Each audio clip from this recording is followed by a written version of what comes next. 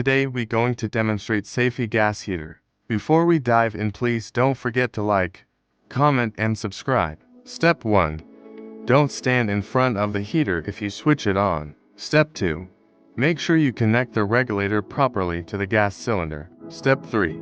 Turn on the black switch to 1. Press down and hold it. Press the knob button after a few seconds. The heater should be on. If not, don't release the black switch, just press the knob button one more time. Step 4. Adjust black switch button to adjust the heat. Please don't forget to subscribe.